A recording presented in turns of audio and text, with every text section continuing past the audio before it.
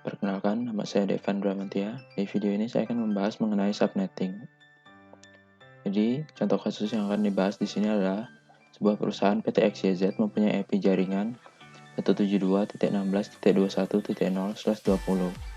Rencananya, IP tersebut akan dipecah menjadi beberapa subnet berdasarkan divisi kebutuhan host dari sejumlah divisi yang ada. Divisi yang ada pada PT XYZ adalah yang pertama adalah keuangan, dengan jumlah host yang dibutuhkan adalah 20. Kemudian yang kedua pemasaran dengan jumlah host 40, produksi 30, IT 10, SDM 5 dan gudang 1. Jadi di sini setiap divisi akan dibagi berdasarkan prefix yang berbeda. Jadi bisa dilihat di atas dari prefix /26 dengan subnet masknya, kemudian jumlah subnetnya 4, jumlah host per subnet 62, dan blok subnet 64. Kemudian prefix /27 dengan subnet masknya, kemudian jumlah subnet 8, jumlah host per subnetnya 30, blok subnetnya 32. Kemudian prefix /28 dengan jumlah subnet 16, jumlah host per subnet 14 dengan blok subnet 16. Kemudian prefix /29 dengan jumlah subnetnya 32, jumlah host per subnetnya 6 dan blok subnetnya 8. Kemudian setiap divisi akan dibagi berdasarkan jumlah host yang dibutuhkan. Jadi yang pertama adalah keuangan. Karena dibutuhkan jumlah hostnya 20, maka kita akan menggunakan IP/27 dengan jumlah host per subnetnya 30.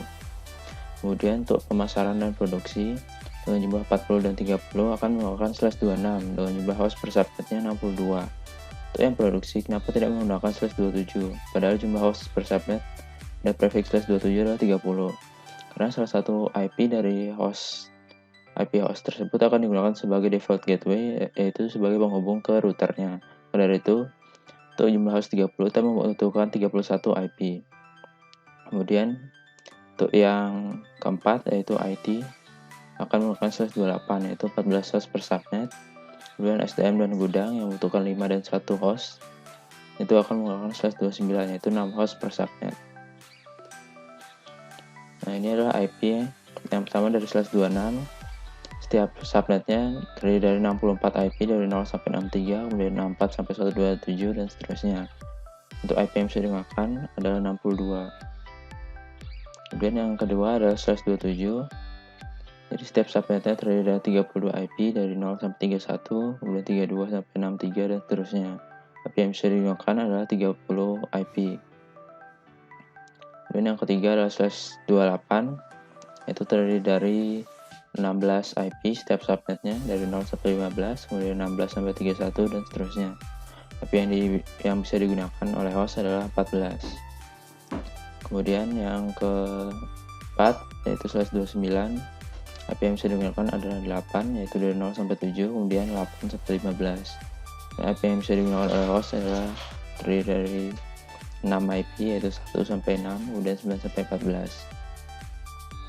Berikut adalah rangkumannya. Jadi yang pertama dari divisi SDM akan menggunakan IP yang pertama pada /29 yaitu subnet pertama yaitu dari 0 sampai 7. Kemudian untuk gudang akan menggunakan subnet kedua pada /29 yaitu 8 sampai 15. Kemudian divisi yang ketiga adalah IT. IT ini menggunakan /28. Kemudian untuk subnet pertama pada /28 yaitu dari 0 sampai 15 tidak bisa digunakan karena sudah digunakan pada SDM dan gudang. Dari itu, IT akan melakukan subnet kedua yaitu dari 16 sampai 31. Kemudian divisi yang keempat yaitu keuangan. Sama juga seperti tadi pada /27, subnet pertama dari 0 sampai 31 sudah digunakan oleh divisi sebelumnya yaitu SDM, gudang, dan IT. Dari itu, keuangan akan melakukan subnet kedua yaitu dari 32 sampai 63. Kemudian yang kelima yaitu pemasaran melakukan /26 sama seperti tadi. Subnet pertama pada /26 yaitu dari 0 sampai 63 sudah digunakan oleh divisi sebelumnya. Dari itu pemasaran akan menggunakan subnet kedua yaitu 64 sampai 127. Kemudian yang terakhir yang produksi akan melakukan subnet ketiga yaitu dari 128 sampai 191. Oke, jadi di sini ini adalah desain dari jaringannya. Jadi yang pertama di sini ada setiap divisinya diwakili oleh 3 buah host. untuk mewakili seluruh hostnya tadi. Kemudian setiap host tersebut akan disambungkan ke switch, dan switch ini akan terhubung ke router. Itu juga dengan subnet lainnya, yaitu per divisi lainnya ini. Kemudian setiap router di masing-masing subnet tersebut akan dihubungkan dengan switch. Nah, kemudian yang pertama kita atur IP-nya. Yang pertama dari divisi SDM. Kita lihat di sini dari divisi SDM, IP yang bisa digunakan adalah 1 hingga 6. Jadi untuk IP awal ini yang 1 akan saya gunakan sebagai default gateway. Kemudian jadi IP untuk setiap visinya dimulai dari 2 hingga 6.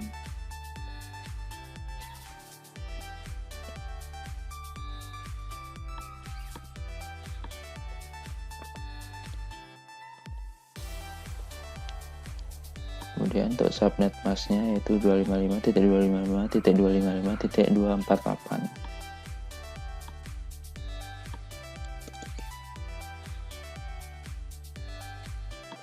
Dengan default gateway-nya itu 1.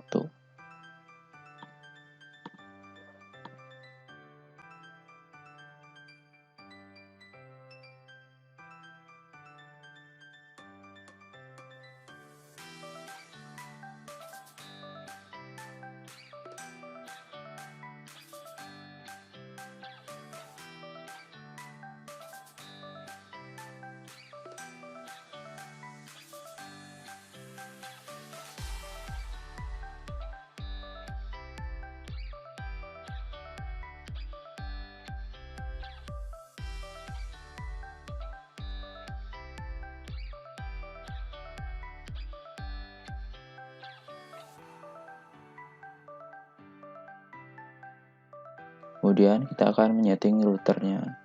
Kita lihat di sini ini FA00.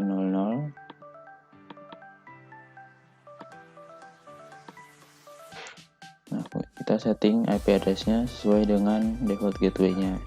Itu yang di sini yaitu 1. Kemudian subnet masknya adalah 248. Kita nyalakan. Itu juga dengan router lainnya.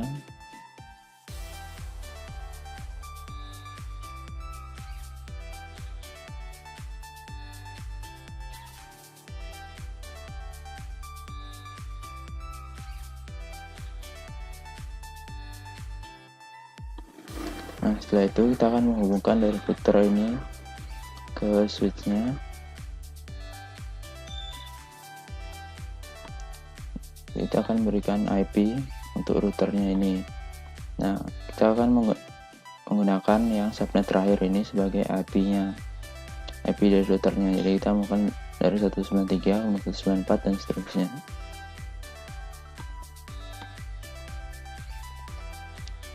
Kemudian subnet masknya akan mengikuti yang ini, yaitu 192.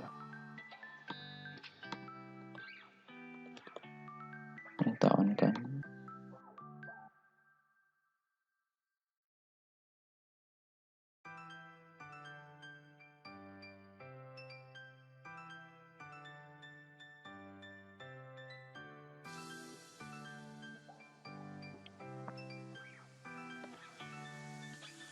Setelah itu kita akan melakukan routing statik. Di sini kita akan menghubungkan dari subnet pertama ke subnet lainnya. Jadi di sini yang pertama ini adalah divisi SDM. Kita akan hubungkan ke gudang. Itu dengan networknya yaitu yang ini 8, kemudian netmasknya.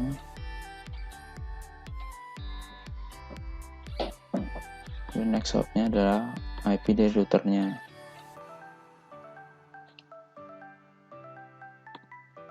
Kemudian selanjutnya ke divisi IT 16.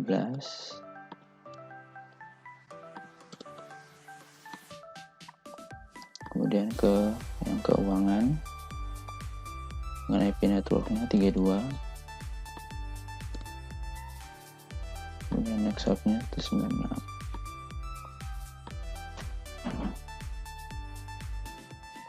Selanjutnya ke pemasaran.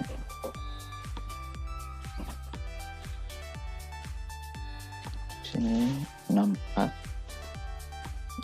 192, 197. Selanjutnya ke yang terakhir, produksi.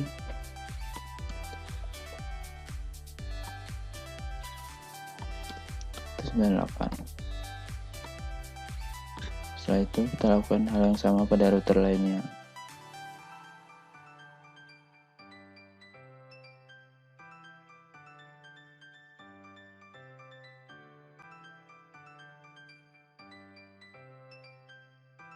Setelah itu kita akan mencoba mengirimkan data dari yang pertama divisi STM ke gudang, sudah sukses.